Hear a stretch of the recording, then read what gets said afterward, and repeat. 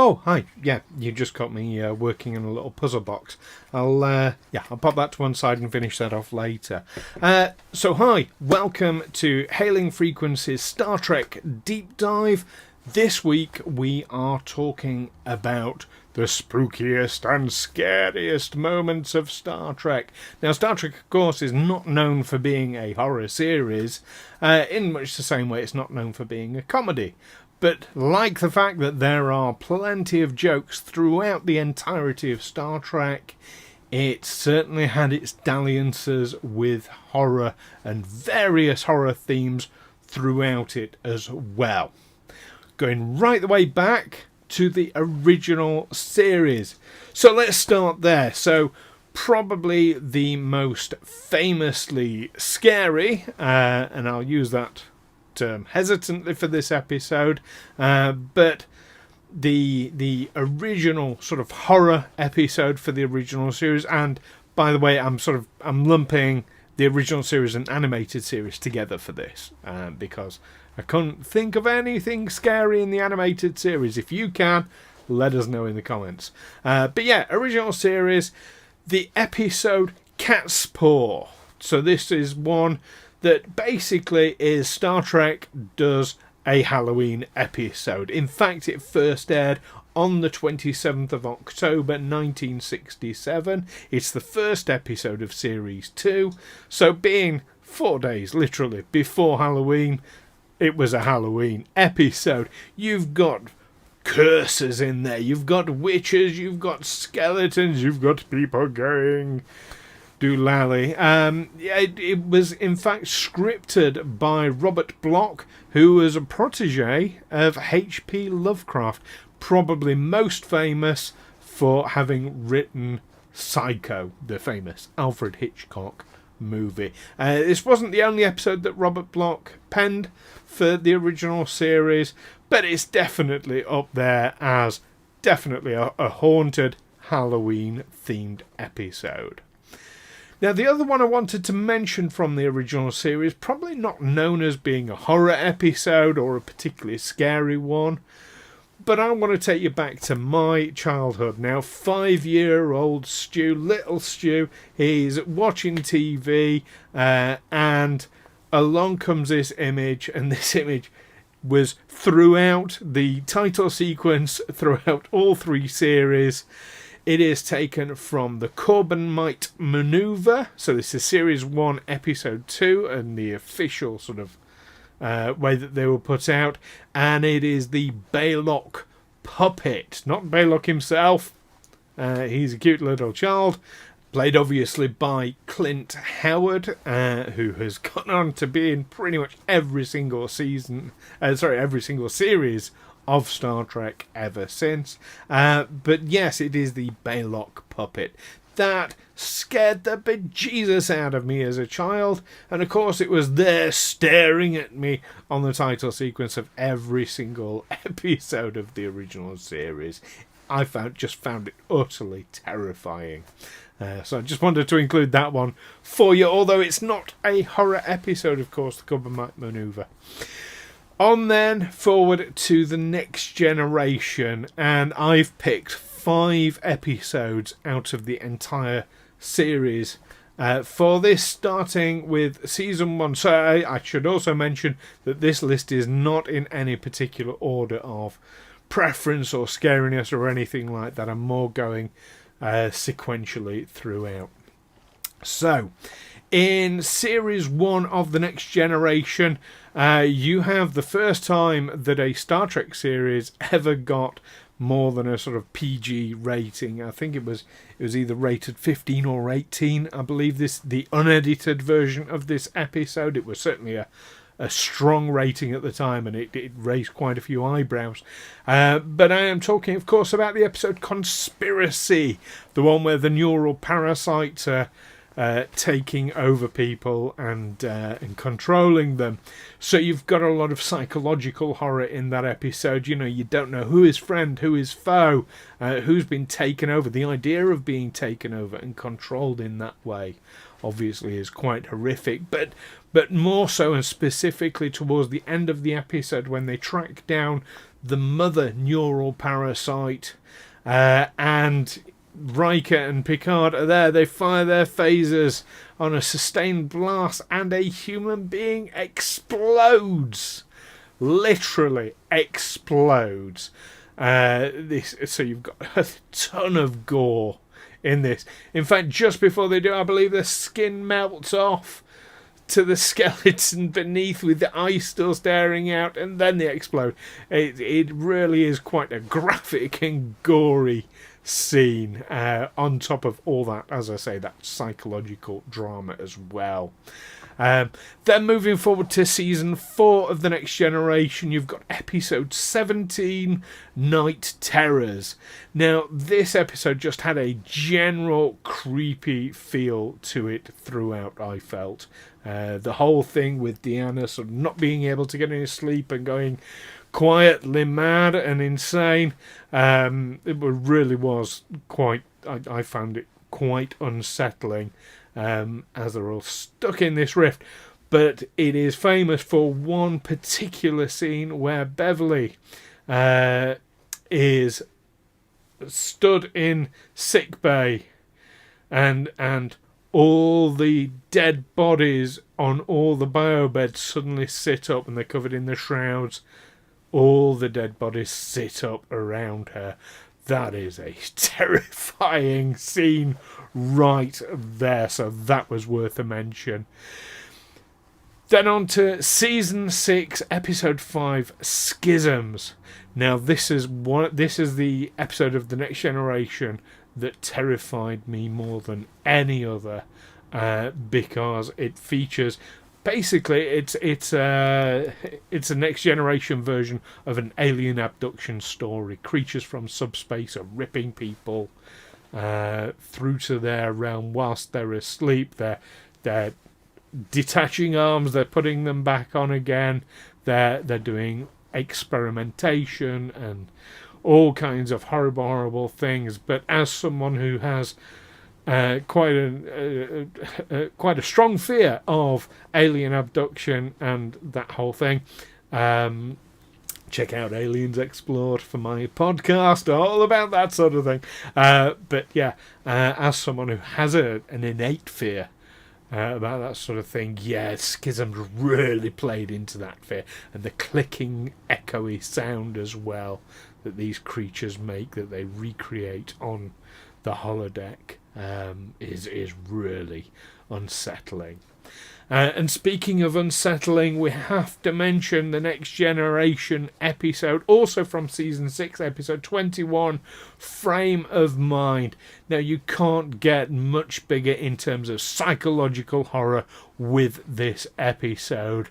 Riker's going through, he doesn't know if he's in a play, if it's real, he doesn't know what's real, what's fake, he doesn't know if he's been locked away, he doesn't know if he's sane or if he's insane.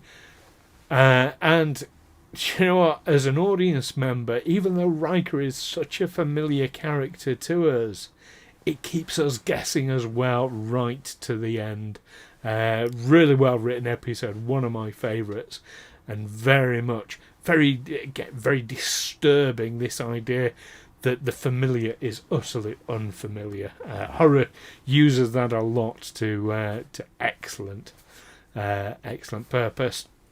And then the final episode from The Next Generation that I want to mention is from Series 7, towards the end of the run, episode 19, the episode Genesis. Now, as a concept, I wasn't a big fan of the episode. I found the whole sort of T-cell mutating your DNA and de-evolving you, I found it to be utter nonsense and twaddle. If I'm honest, I mean, it's not the only episode with a bit of that, but what you did have in there was a lot of body horror, body shock sort of thing. Particularly, we need to mention Barclay turning into this half-human, half-spider. Absolutely freaky and creepy creature that he became. A lot of people would say, for Barclay, creepy and unsettling would be about right anyway. Anyway, moving on to Deep Space Nine. Now for a series that was the first true kind of darker, grittier series of Star Trek, we actually don't have that much in the way of actual horror. But what you do have is a couple of episodes in particular that I've picked out that are quite disturbing, quite unsettling. The first one from season 2, this is episode 14, the episode Whispers. Now, it's another Something Bad Happens to Chief O'Brien episode, and there's quite a few of those in there, as we know. But this one, he's going around, he feels that everyone's turning against him, very much in the same way of Frame of Mind. You don't know what's real, what's not. You don't know, is he just imagining how bad things are? But we're seeing it from his perspective. So there's a lot of suspicion. And again, it's that whole, the familiar becomes unfamiliar, and people seem to be acting really strangely around him, and he doesn't know what to do, and he feels that everyone is turning against him basically, which really well written and executed episodes. One of my favourites. I mean, the first couple of seasons Deep Space Nine might have been a little bit shaky, but yeah, Whispers is definitely up there as one of my favourite episodes. And then the other one I wanted to mention is Empok Nor. This is when a group of Starfleets, again, Chief O'Brien, everything bad happens to Miles. Chief O'Brien, along with Nog and some other engineers and security, as well as Garak, go over to Empok Nor to get some spare parts, basically. Why they can't just replicate them, I don't know, but there'll be reasons, presumably space magic. But yeah, during that time, Garak gets infected and turns against the rest of them and starts killing the crew. You get to see an amazing performance, of course, from Andrew Robinson. I mean, he always gives an amazing performance. And of course, it was Andrew Robinson was in Hellraiser. The first Hellraiser, let's not forget. Come to Daddy. Yes, that was him. That was Garak. I mean, not Garak, but yeah, that was the same actor. Let's not forget. But yes, so anyway, back to Empok Nor. Yeah, Garak turns against them. And that whole, he really is nasty and devious, and you don't know when he's going to strike from the shadows. Or turn against people. It really is very, very good. But more, I would say for both those Deep Space Nine episodes, more the unsettling psychological sort of thriller side of horror. Then we come on to Voyager. And again, with Voyager, there are 2 episodes that I want to mention. The first one from Series 2, Episode 23, The Thaw. That's Thor as in melting, not Thor as in wielding Mjolnir and having long blonde hair. Yeah, Thor, the Thor. So this is Michael McKean, who is always an absolute delight to watch on screen, playing the creepiest clown ever. And I mean, brilliant design and makeup. You've got all these gaudy, amazing colours, and he's there just in neutral sort of grey and white sort of makeup and clothing. Really excellently well done. And yeah, if you've got a fear of clowns, yeah, it's not one to watch alone.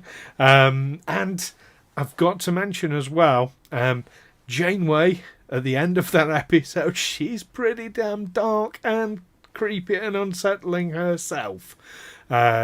not the only episode she's like that, but yeah, definitely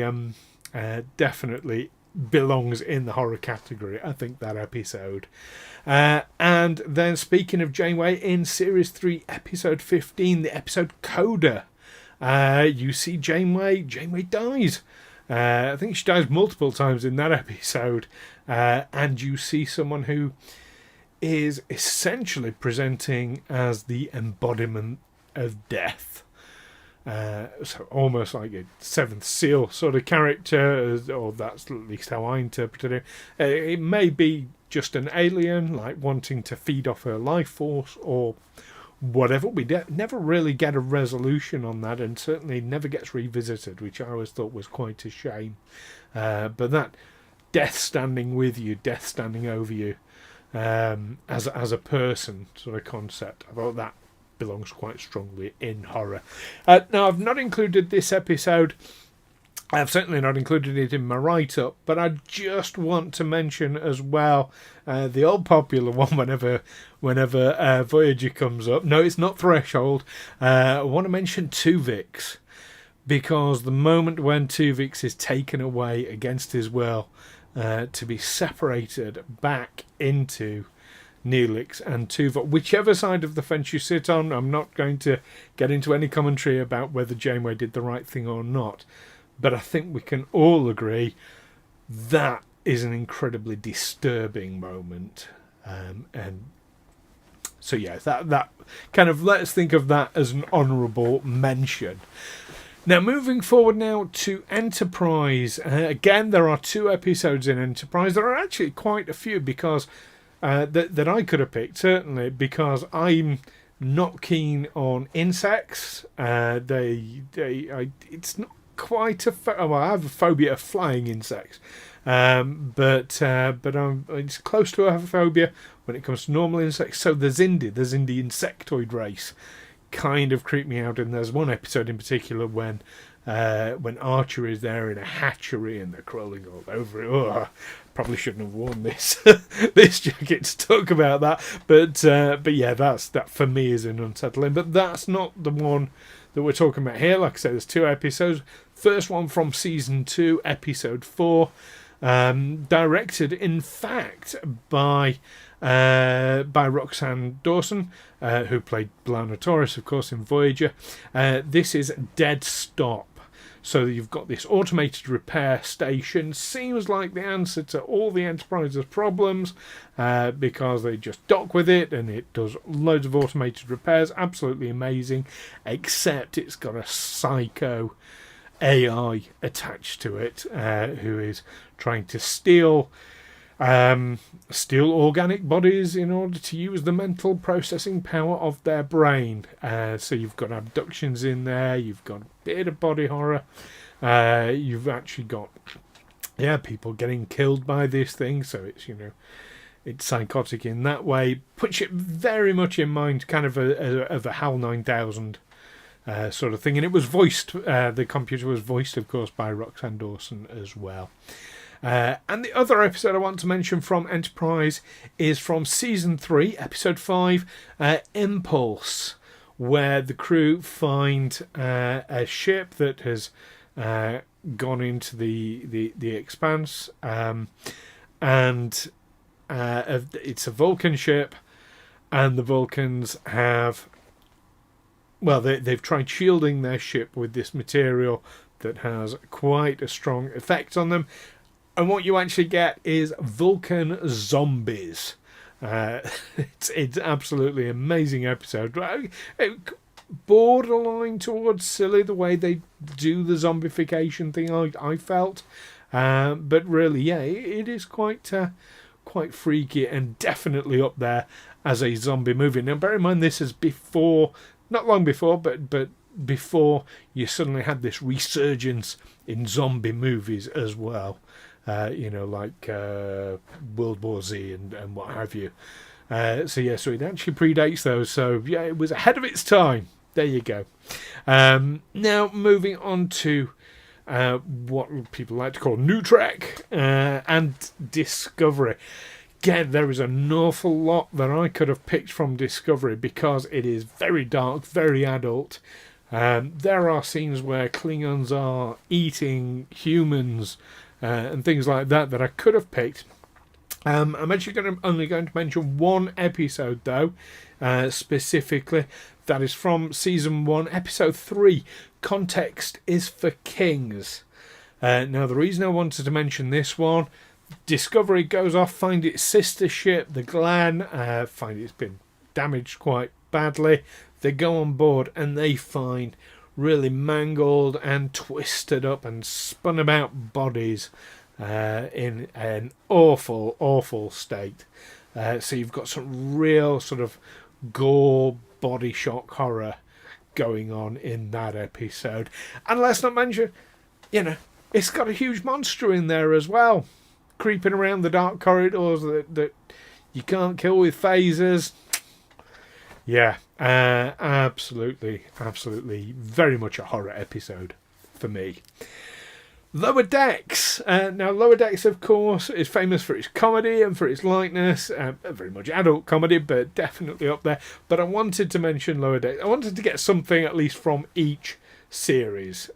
So, Lower Decks, I wanted to mention Series 1, Episode 7, the episode Much Ado About Boimler, because it's got quite a dark, sinister side to it, where Boimler, following a transporter accident that makes him out of phase, is taken away by a very, very sinister looking Division 14. And we don't know what Division 14 is and what they do. It's supposed to be sort of for medical emergencies that can't be dealt with on ships, but yes, they'll take them away and take them to the farm. We don't know what the farm is. And, it all turns out very nicely, but that dark, sinister element throughout the entire thing, they're taking them to their doom. And it really does feel. And so, again, although it's animated, there is a lot of sort of body horror in there with some of the people who've had various accidents. And I got to mention the dog that Tendi makes. How creepy and body horror is that thing? When it turns its face inside out and eyeballs turn into bats and fly away. It is absolutely shocking. So we definitely wanted to mention Much Ado About Boimler. And finally we come on to Picard. And I thought I'd go with the very, very first episode of Picard Series 1, Episode 1, the episode Remembrance. And for me, there was a really disturbing, horrific scene in this episode where the synthetic known as F8, after casually making jokes with organic co-workers, or attempting to make jokes with organic co-workers, very casually, very calmly turns around and murders them all. Very quickly, very efficiently, but so serenely almost.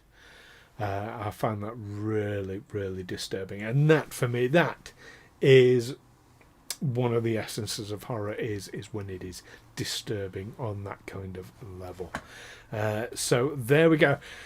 Now I say finally, I am going to mention one more episode, not of Picard, but of the Next Generation. I don't know if this would count as horror per se, because it's too silly, really. But I want to mention, let's call this one a dishonourable mention. Episode from Season 7, Episode 14, the episode Sub Rosa. Now, this is the one where Beverly has some very silly spectral shagging going on. And I wanted to mention it because, it is far, far too silly and kind of hilarious to be a horror at all. But actually, when you strip away that side of it and put it to one side, there's actually a really decent ghost story in behind it, almost Dickensian in its nature. With the the ghost that's attached to the lamp, but it's actually an alien now, we know, but, that's been in the family for generations and has, been a companion to all these women. Dickens could have written something like that. Not with the spectral shagging, no. But there we go. Anyway, that's my rundown of various series of Star Trek and some scary horror moments in there. What have I missed? What have I not mentioned that you were expecting, Nate, demanding be in this list? Do drop something in the messages. Let us know what else I should have mentioned, or what particularly scared you in an episode that maybe you understand, it's not a horror thing, but what did you find particularly scary in an episode that I've not mentioned? Or do you agree with any of what I've said? Do let us know. Anyway, hope you've enjoyed this. This has been a rundown of my scariest Star Trek moments. Now back to my puzzle box.